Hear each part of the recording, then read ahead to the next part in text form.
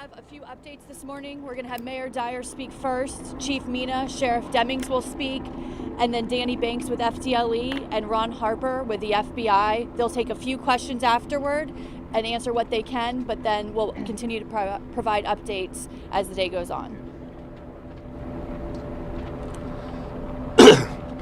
Tonight our community witnessed or experienced a very horrific crime.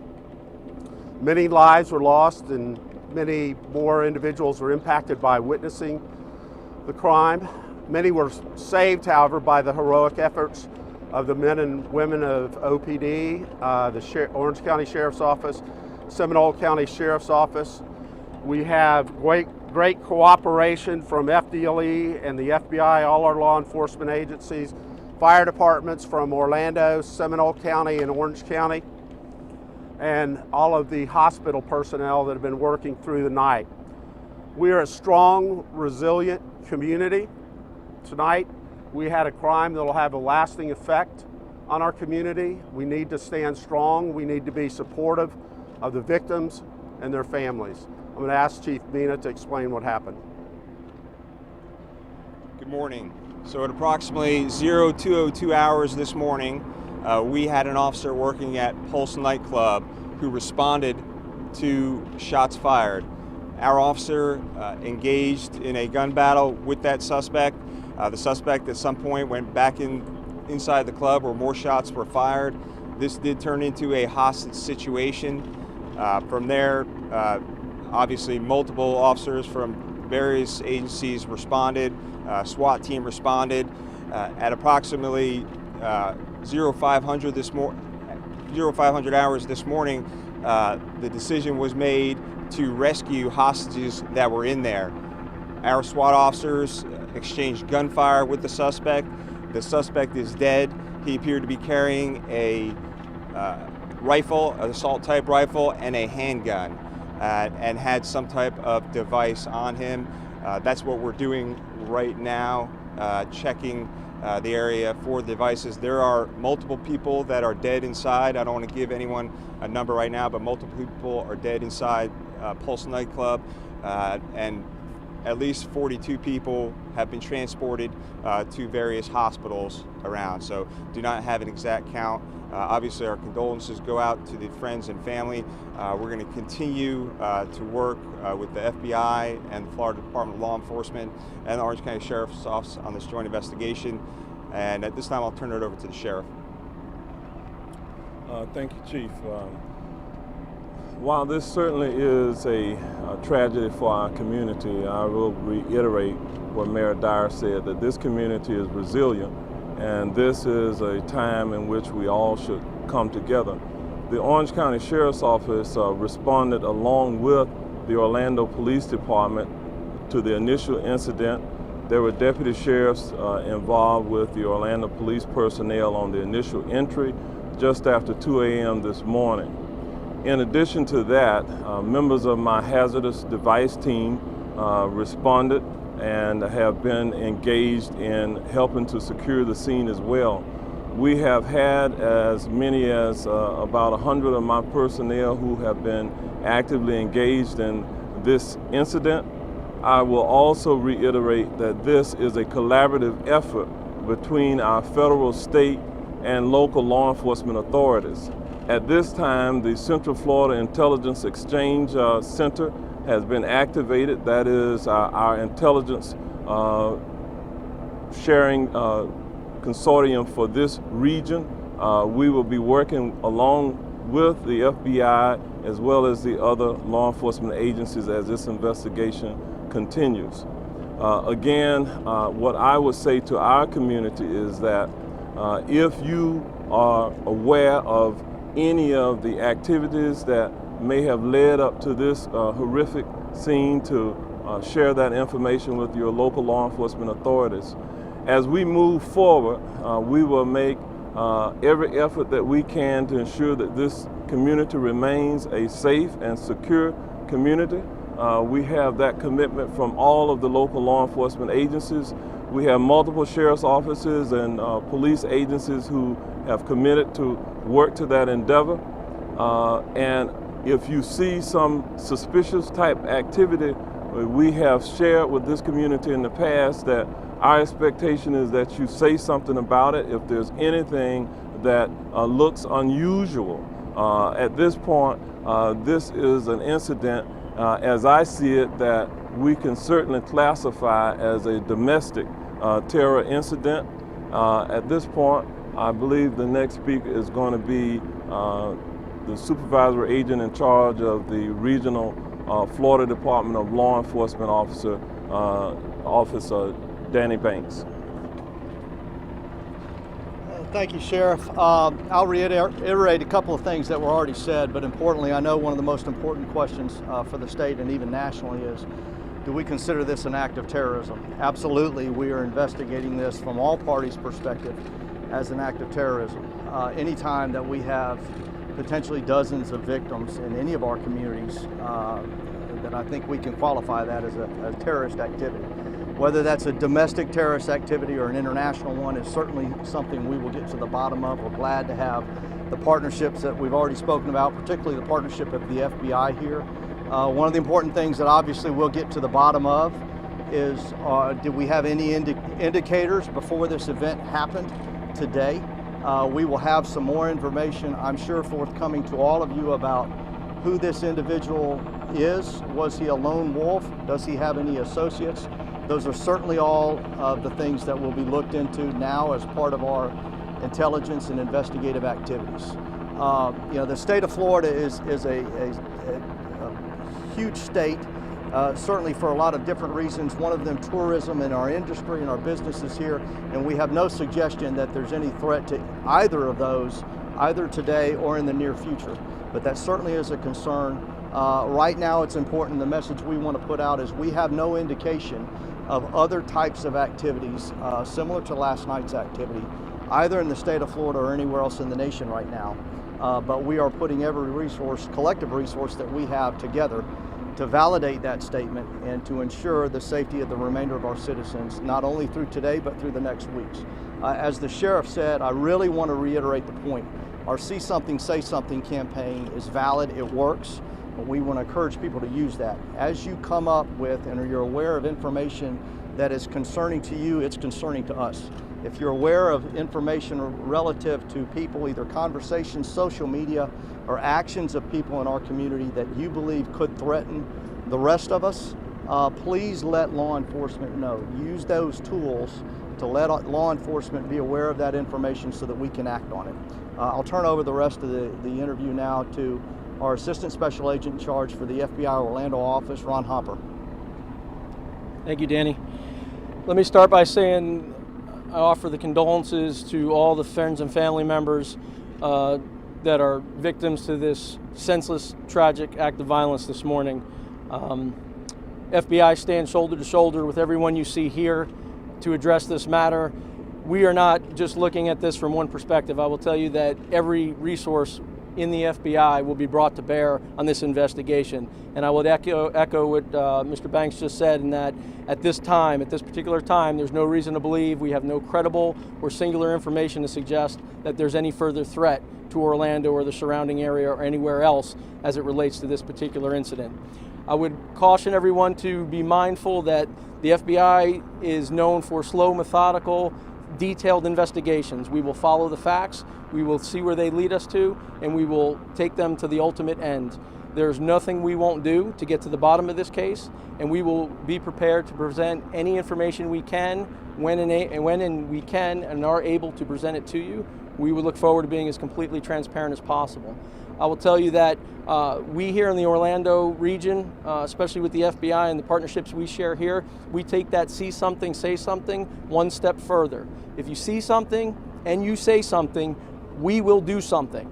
So if you have some information, no matter how small you may think it may be, that would relate back to today's events, please share it with us. And I would urge you to call the 1-800-CALL-FBI public access line. We have phones standing by to take any type of lead or information whatsoever. We're conducting countless interviews, and you will be seeing a huge presence from the FBI in the coming days to resolve this matter. Thank you. I did 4 questions. I did want to add a few more things. There were at least 9 officers that were involved in the shooting of the suspect. One of our officers was injured. It appears his Kevlar helmet saved his life. So he has a injury to his eye, but it looks like the bullet did hit his Kevlar helmet. So 9 officers involved in the shooting and 1 officer injured, but not that seriously. So it looks like that Kevlar helmet saved his life. So I think we'll take questions now. What do you know about the gunman? Do you know anything at this point? We're going to turn everything about the gunman over to the FBI. You said multiple injuries. Can you give us like 10, dozens? We've heard the number 20. Yeah, that's we're looking probably in the range of 20, but we don't want to give you an exact figure. Like I said, multiple people transported to the hospital. Unfortunately, there are people. We were trying to clear that the Pulse nightclub of all of any devices. We did find a device on the suspect himself and possibly his car. So we're trying to clear all that. And unfortunately, there are some people who have succumbed to gunshot wounds, maybe around 20 inside of the nightclub. Can you go into a little bit more detail about your timeline once you were able to stop the suspect and get in there? I know that you had some of the surviving victims off being interviewed. Absolutely. So again, 0 to 100 hours. Our officer who's working extra duty there responds to the shots fired. He and then 2 other officers exchanged gunfire with the suspect. This developed into a hostage situation. Right about a little after 5 this morning, we made a decision to go in and rescue. We were being contacted by people in the bathroom nearby, at least 15 people that were in a separate area. And our biggest concern was future loss of life. We want to save those people. So we did an entry and exchanged gunfire with the suspect again after some explosive devices were used, as well as our Bearcat was used to get through the wall. And from there, we exchanged gunfire with the suspect, and he was dead at that scene. But officers did a great job. SWAT team did a great job. There were at least 30 people who were saved during that rescue. Do you have any reason to think that there's a connection to radical Islamic terrorism? I would say at this time we're looking into all angles right now. We do have suggestions that that individual may have gleanings towards that particular ideology, but right now we can't say definitively, so we're still running everything to ground. What about the fact that it was a gay nightclub? Any indications that it was an act against? From what we know so far, we don't know that had any specific impact on the actions taken this evening. Not yet. Can you clarify? You said about 42 were taken to the hospital, and there are approximately 20 dead inside the thing? Yeah, about 42 taken to 3 area hospitals and approximately 20 dead inside the club. I don't want to give you an exact number until we have that. What ideology did you just refer to that you said? The question was if it was tied to any type of terrorist activity or Islamic State activity, and we're always looking for any tie in any mass shooting situation such as this. Chief, any relation to the shooting that we saw on Friday, because he was heavily armed as well, or no?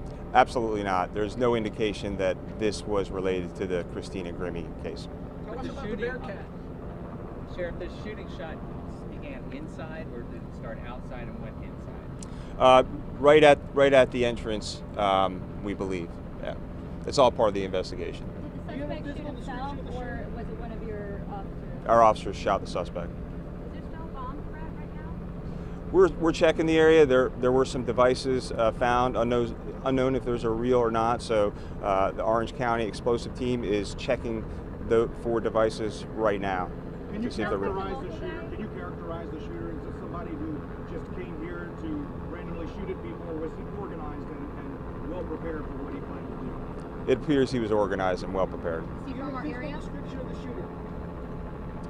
I don't have the exact description right now. Is he local? He's not from this area. Is he a U.S. citizen, or is he from the United States, or what do you know?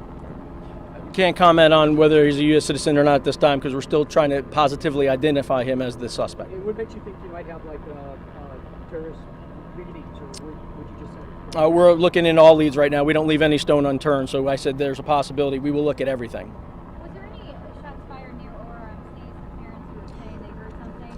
Yeah, there was a report of shots fired near RMC that turned out to be not true. There was some type of disturbance related to all the people who were responding, but that was taken care of pretty quickly, but no shots fired at RMC. What about witness accounts of the second shooter? No witness accounts of second shooters that we're aware of. Can you talk about that initial incident with your officer? You said there was an officer that was at the club. Can you talk about that initial interaction between your officer and the guy? Right, so the officer was working extra duty in full uniform at the nightclub at about 0200 hours. He responded to gunfire, and at that point engaged in a gun battle with the suspect, unknown if he hit the suspect with that time.